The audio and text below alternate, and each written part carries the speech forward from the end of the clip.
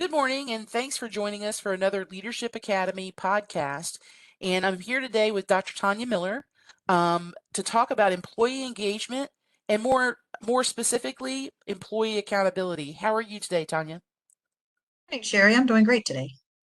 I love this topic because I think that we're seeing in healthcare, especially with some of the hiring challenges and retention challenges, we're seeing a big glut in leadership around accountability. Accountability is not easy.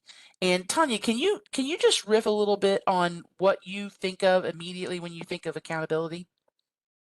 Sure. Thanks, Sherry. So when I think of accountability, I think about a culture of accountability. And, you said a statement there that accountability is not easy. And I'm going to push back on that a little bit because accountability is actually very easy when you break it down into the small components and you start with yourself and your own actions. When you start there and you make small changes yourself, you create that culture of accountability and you actually don't have to do a whole lot more work to have accountability within your organization. See, I love that because one of the things that makes me think it's hard is how little of it we're seeing out in the field with home health administration in particular. I know that many of these home health agencies have a multiple level of management. They have people that work in a corporate office centrally as we're consolidating the home health industry in particular.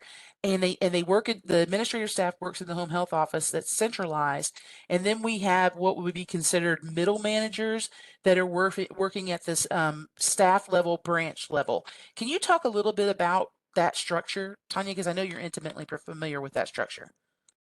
Sure. So the structure itself should work really well. The problem is the language and the focus that often happens throughout that structure. I'm going to give you a great example. I've been guilty of saying this in my career, and I bet that anybody listening to this has probably said this term. We need to hold them accountable, or let's hold the team accountable. And that's where accountability starts to break down. Um, when you think about that, and let's just go back to an English lesson here. When you think about the verb and who the action is all about when you're holding something accountable or holding somebody accountable, that's something you're doing. Well, accountability starts with the person themselves. So you can never, ever hold somebody accountable. You can never make them be accountable. So we start from a place of telling ourselves that we're going to do something and provide an action on another individual. And we set ourselves up for failure. We're never, ever going to be able to hold that person accountable because you can't do that. They're the only ones capable of holding themselves accountable or being accountable. So the first thing I tell leaders when I'm coaching or working with people, I'm like, stop using that term. I never want to hear you say, I'm going to hold the team accountable or we got to hold everyone accountable. We have to hold each other accountable. Just stop saying it because it's not possible. And that is a mind-blowing statement, Tanya, and I think that that's probably where people get super frustrated, right? They're thinking they're doing something for someone or to someone, and they're not getting the return that they're expecting. And because of that, they get frustrated because, like you said, it's impossible to hold another individual accountable. So what kinds of actions, if you're leading a team, say you're the therapy manager or the nursing manager, and you have certain benchmarks that you want to be met, tell me about how that conversation should be changed to actually have some validity. Sure. So first and foremost, what you do need to do, and again, and this is your action and what you can do, is you need to set clear expectations. You need to be clear about what is expected of the team and what are the repercussions or the rewards that happen when that is accomplished or not accomplished. It's up to that person to either perform. So if you say that the expectation is that documentation is in by midnight that evening, and here are the rewards for doing that. You get good performance reviews, you move up in the organization. Here's what happens when you don't do that. So setting clear expectations are really important. That's not holding people accountable. That's giving people the understanding of here's what I expect, here's what the organization expects of the team, here's what happens when those expectations aren't met. Very different than setting accountability. The other I thing love that's really, oh, go ahead. Sorry. No, I was gonna just laud that statement, you know, having expectations and rewarding when those expectations are met and having clear things that will occur if they are not met. I just wanted to reiterate that, Tanya. So go ahead. Building on that too, Sherry, it's really important. What sometimes happens is because we might be afraid of losing staff members or we don't have the time, we set those expectations and the outcomes from not meeting those expectations, and then we don't follow through. We don't follow through on following up with the unmet expectations. So then we send another message. Well, we say that these are the expectations and these are the outcomes, but we don't really mean that. And then that gets all muddy. And that's where accountability gets totally lost because nobody knows how they can hold themselves accountable because the outcome isn't what you said it was going to be. So if you're going to set expectations, you have to follow up on the outcomes. Whether those are good or bad or difficult for you to do, you still have to follow up.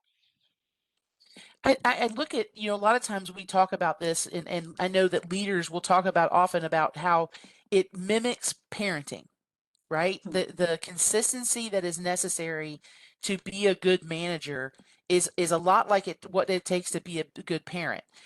If you have those expectations of your employees, similar to your children, and I don't want to infantilize this, Tanya, but similar to how you would raise your children, is you can expect that more of those will be met the more consistent you are.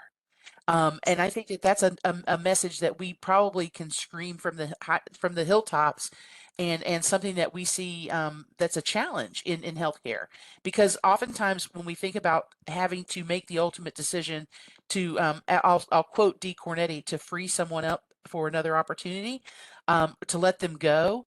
We have a lot of considerations. We have to think about the patients and the patients' families and the people that have relied on them as a caregiver. So there's some emotional aspects that will overlay that. Can you speak to that a little bit, Tanya? Because I know you're with your history of being a healthcare executive, I think that would be super valuable. Sure. A lot of the same things of being a good parent and being a good role model obviously fall into leadership. Leadership's about role modeling. And to build upon that, I said in the beginning of this, starting with accountability starts with yourself. It also starts with role modeling and using accountable actions and accountable language yourself. And I'll just give you a real quick example. So oftentimes our goal when we miss something or something falls apart, we want to look for reasons why. So we start to, in looking for those reasons, we start to give excuses and blame, and that gets you stuck in inaction. So modeling accountability and that role modeling that you need to do for your team is really about just kind of stating your current reality. This is broken, or this fell through the cracks, or I missed that email. That's the actual reality. It doesn't really matter why or what happened to get you to there. That's your current reality. From there, you can do actions to solve that problem now.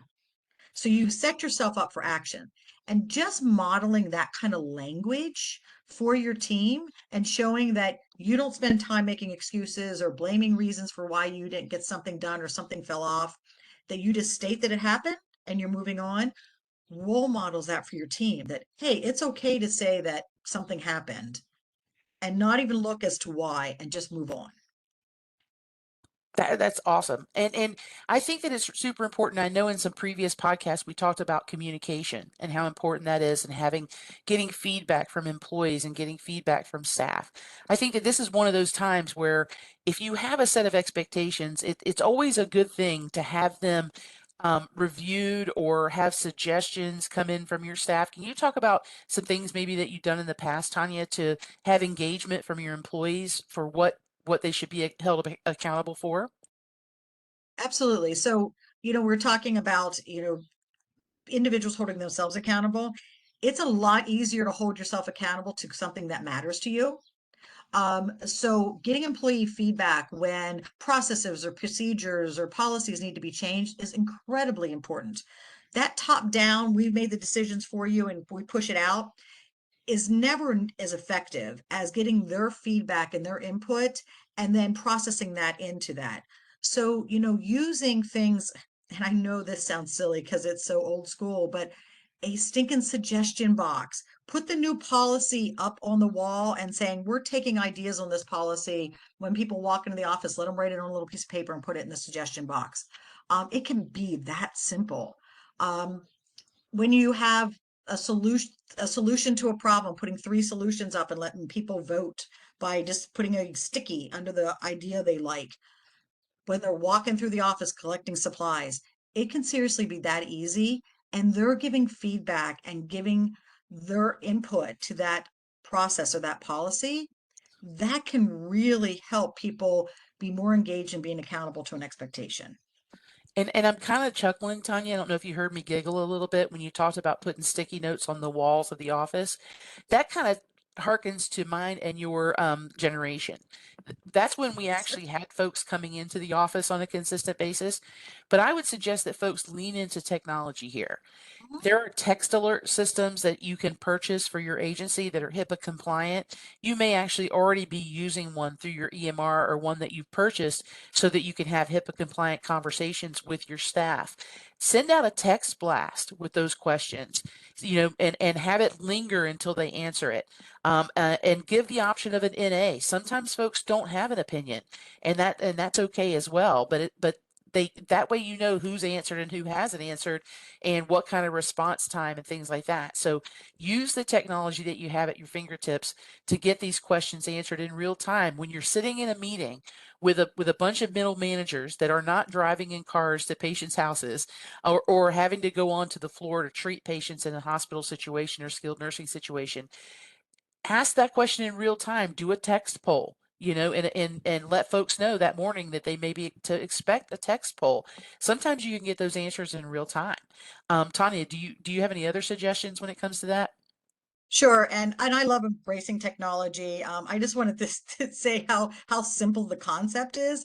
But using a polling app is another great way. There's some free polling apps out there. I use them a lot with students, and especially if you're starting to hire a lot of Gen Zs. I know people still talk about millennials. Millennials are getting close to middle age. I'm really going to age myself here now. So you're hiring Gen Zs now. Gen Zs do everything on their phone. So have everybody download a polling app. There's a lot of free ones. I use them with my students all the time. And just send out a link to hey, I got a quick poll. I want your input. They're very used to answering polls and answering surveys. So great, easy way to get that feedback, especially from your next generation of workforce. I appreciate that, Tanya. Did you have any other suggestions when it comes to the accountability portion of employee engagement? I just like to say, really think about your language. Language matters. If you're blaming or making excuses or not using accountable language and not being clear in your expectations for yourself, start with you because it has to be what you model if you want to make the change. 100%. Practice what you preach, right? Absolutely.